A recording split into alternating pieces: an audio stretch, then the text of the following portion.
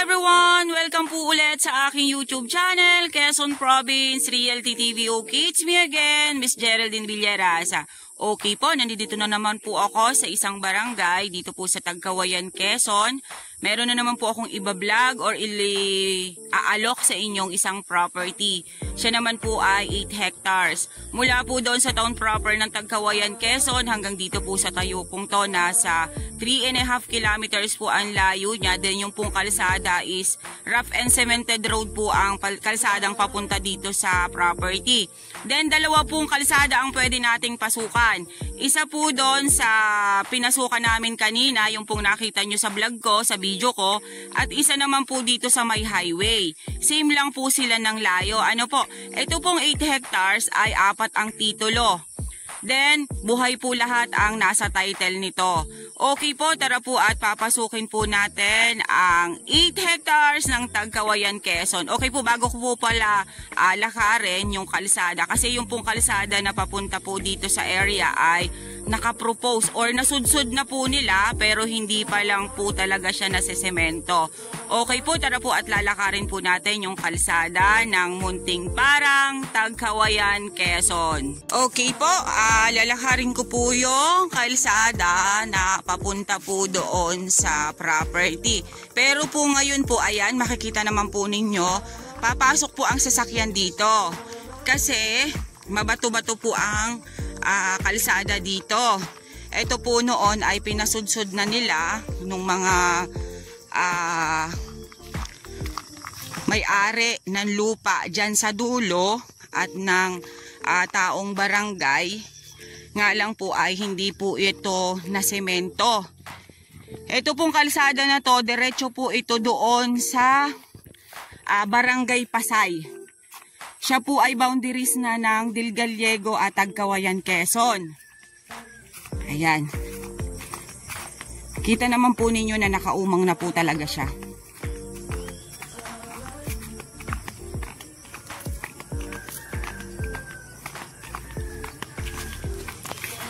Sa ngayon po, lalakarin ko para maminutuhan ko po kung ilang minuto po yung hanggang dun sa property.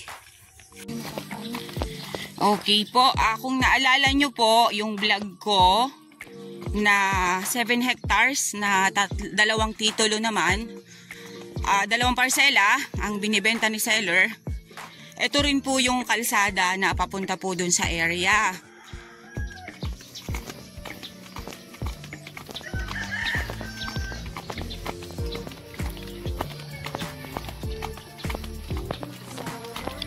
Kita naman po natin na talagang ayan na po yung kalsada.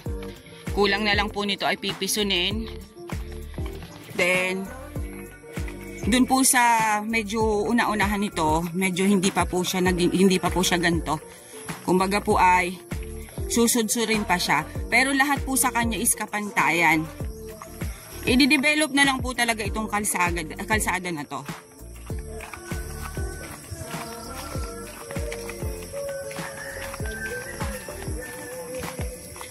Ayan, kita nyo naman po ang kalsada ha. Pasensya na po kayo at talagang tag-ulan po dito sa amin. Pero pag pa naman po tag-init, pasok na pasok po ang sasakyan dyan. Dinadaanan po kasi ng mga kariton at kalabaw na may mga kargang kopras. Okay po, dyan po nagtapos yung kalsada na pinasudsod ng mga namumuno dito. Then, ito naman po yung papunta na sa property. Ayan. Yan pong part na yan, malapit na po yan doon sa 8 hectares na ibibenta ko sa inyo. Kaya yan lang po. Mula po doon kay ate hanggang dito po sa Tayuko. Yun na po yung pwede pang i-bulldoze or ipison para po dito ay mapatag. Wala naman pong hassle sa pagpipison or pagbubuldos niyan kasi pantayan po yung daan. Ano po? Okay, malapit na po tayo dun sa property. Ano po? Bali po kasi dalawang barangay ang magkukombinasyon dito sa barangay road na to na nakapropose. Barangay po ng Tagkawayan, Quezon, at isang barangay po ng Dilgaliego, yung barangay Pasay. Yun po ang magkukombinasyon dito sa kalsada na to. Okay po, tatawid po tayo dyan sa sapa na yan na maliit. Nasa hahakbangin ko po kung ilang hakbang. Ano po? 1, 2, 3, 4 na hakbang po siya. Okay po, nandito na po ako sa area. Yun po, nalakad ko na po yung barangay road na nakapropose. Yun nga po, kwento ko po sa inyo kanina na 2 barangay po ang magkukombinasyon para po ma-develop yung kalsada, yung barangay road. Isa po ditong barangay sa Tagkawayan at isa naman po ay Dilgaliego na po. Ano po, kasi po ito ay boundaryhan po ng Dilgaliego at Tagkawayan, Quezon. Ito pong 8 hectares. Sabi po sa akin nung pinakang namamahala, dun po sa 4 na titulo nitong 8 hectares ay yung 3 ay Tagkawayan, Quezon ang nakakasakop. Then yung isa ay Pasay, Dilgaliego, Camarines Sur. Ano po? Okay po, tara po at papasukin po natin yung area. Kung ito po ay ma-develop na po yung kalsada, yung pong barangay road, dito po mismo dadaan sa loob ng property yung barangay road na papunta po sa Pasay. Ano po? Ayan, napakadami ating nyuga. 100 sako kada harvest every 45 days or 45 days lang. Oo. Ayan, at pantayang-pantayan po ang property. Malapit po ito doon sa bilinag ko na 7 hectares. Medyo po may distansya pa po siya na siguro po ay mga 10 minutes pa na lakad or 7 minutes. Then yun na po yun na pong 7 hectares ko na yun na bilinag. Ito po ay bungad. Wow, pantayang-pantayan talaga, ma'am, oh. No? Oo. Ganon? Virgin pa pala to sa YouTube, Ayan. Ang kwento po ni ate, kasi siya po yung pinagtitiwalaan ng seller. Nakaka-100 sako po ito ng lokad every harvest. Ayan, may fruit bearings na po akong nakita. Ayan, avocado. Then, ayan po ang mga nyog. Ang mga nyog po ay katamtaman pa rin lang po ang tayog niya. Kaya po matagal pa po natin itong mapapakinabangan. Ano po? Okay. Then, yung side na yon, ayun, may santol po doon. Then, flat na flat po yung area. Ang kagandahan nga po nito, dahil yung boundaries niya isapa. Ayan. Wala pa po ako nakikitang mga hardwood dito. Ayan, sa kabilang side na to, ayan, santol. Then, flat pa rin po itong side na to.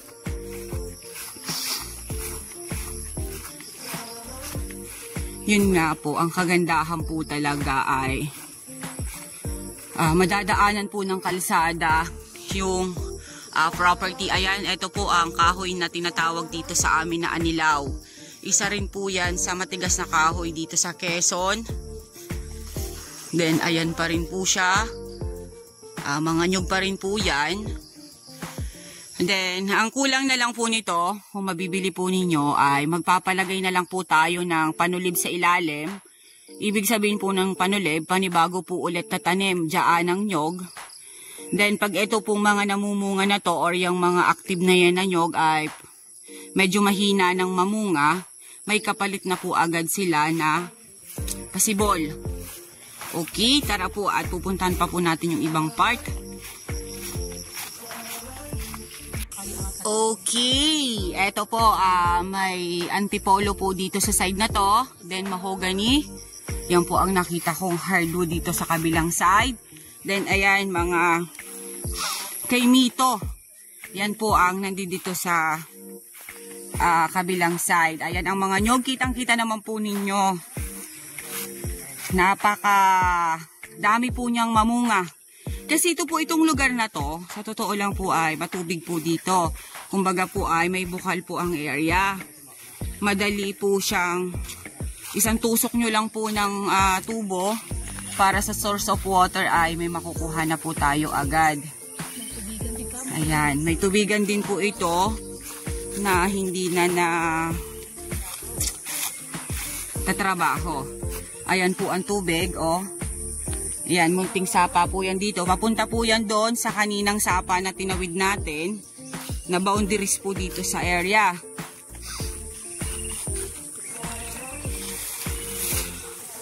Ayan. Yan po, sariwang-sariwa po pala. Ito sa YouTube, ako pa lang po ang nakakapag-vlog ng property na to. Ayan, may mangga po dito sa side na to. Ayan po ang palayan niya na hindi na po nagagalaw. Then, ayan ang mga nyog. Oh. Sa totoo lang po, kung kayo man po ay balak nyo na po talagang bumili ng property dito sa Quezon, mag-ano na po kayo, mag-avail na po kayo ng mga property kasi next year, malamang sa malamang po ay tataas na po ulit ang value ng mga property dito. Ayan po, dito po sa side na to, may lokba naman po siya na malaking puno. Then, Indian mango, santol. Then, avocado. Marami-rami ang avocado dito, tiya.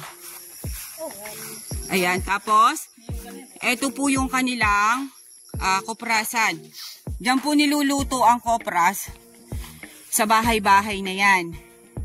Then, ayun, may antipolo pa rin po dun sa side na yon. Then, nara, itong side na to. Then, ito po ang nyugan. Yan, kitang-kita naman po ninyo na napakarami po talagang mamunga ng nyugo.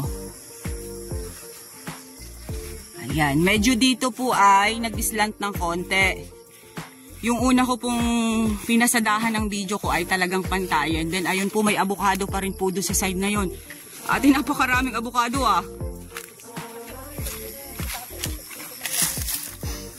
Ayan po siya Napakaganda. Ito po ay batino. Dito sa side na to ay langka. Then mahogany doon sa side na yon. Medyo po umislant dito ng konti. Ano po, then pagdating po doon sa ibabaw ay flat na naman po ulit siya. Maraming puno ng kawayan. Ayan, napakaraming puno po ng kawayan. Then ito po yung sapa. Ano po, yung tinawid ko kanina, ito po yung kadugtong. Sa totoo lang po, hanggat maaga pa po or mura-mura pa ang mga property, mag-invest na po kayo. Kasi paglipas po ng taon na to, malamang po tataas na naman po ulit ang value. Ay, running water pala ate! Oo, ang ganda Ayan po siya, yung pong nasa boundaries. Napakaganda po ng source of water dito sa area. Yan pong kabilang yan ay hindi na po natin pag-aari. Ito lang pong side na to na iniikutan ko. Pero ang boundaries po niya, ayan, sapa po na maganda.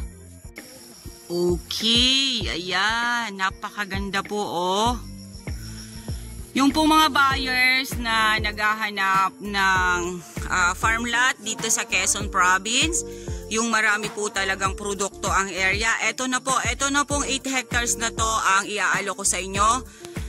Talaga pong may return income po ito pag ito po nabili nyo. Kasi ayan, makikita naman po natin ang ebidensya, napakarami po niyang nyog. Then, yun nga po, sabi ko, lagyan nyo na lang po ng panulib para pag ito pong mga namumunga na yan ay medyo umunti na po ang kanilang pamumunga, ay meron na po ulit na kasunod na pwede pong i-harvest. Ano po? Then, nasa 90% flat po ang property. Ito ay medyo lang po nag-islant ng konti. Then yun nga po ay source of water niya po ay sapa na running water. Then 15 minutes ko po siyang nilakad mula po doon sa cemented road na dinaanan natin. Okay guys, sabihin nyo na po ang property namin. Dito po ito sa Tagkawayan, Quezon. 8 hectares along Barangay Road. Yun nga po, sabi ko nga po sa inyo kanina, siya po ay 4 ang titulo. Then, ang 3 titulo po ay sakop ng Tagkawayan, Quezon. At ang isang titulo naman po ay sakop naman po ng Pasay, Camarines Sur. Then, 2 barangay po ang magkukombinasyon para po doon sa kalsada or sa barangay road na nakapropose po dito sa area. Ito pong 8 hectare na to ay tuhog na tuhog po siya ng barangay road papunta nga po doon sa Pasay. Then, ang source po ng water niya ay Sapa, Bukal. Then, napakarami po niyang nyog. Nakaka 100 sako po siya na harvest kada 45 days. Then, napakarami po niyang fruit bearings at napakarami din po niyang hardwood dito sa area. Then, 90% flat, yun pong 10% ay medyo po siya paslant ng konti. Then, yun nga po, sabi ko po sa inyo, nilakad ko po siya ng 15 minutes. Ito po ay 3.5 kilometers ang layo niya doon sa town proper po ng Tagkawayan, Quezon. Kaya po napakalaki po ng value ng lupa na to sa totoo lang po pag ito nabili nyo. Then, payo ko po sa inyo, kumuha na po kayo ng mga property sa ngayon kasi next year po malamang sa malamang ay tataas na naman po ang presyo dito sa Quezon Province, dito po sa Tagkawayan, Quezon. Ang price po nito ay 4 milyon. Kayo na po ang bahalang mag-usap ni seller. Kayo na po ang magtatawaran. At ako naman po ay inyong vlogger lamang. Kaya po pa-about po sa presyo or sa tawaran ninyo ay kayo po ang mag-uusap ng may-ari. Ano po? TCT title po, buhay po ang nasa titulo. Okay po, once again po ako ulit ang inyong site locator, si Miss Geraldine Villarasa. Muli po akong maglalambing. Pa-like and share po ng aking mga vlog and pa-subscribe na rin po ng aking YouTube channel, Quezon Province Realty TV. Okay po, thank you for watching.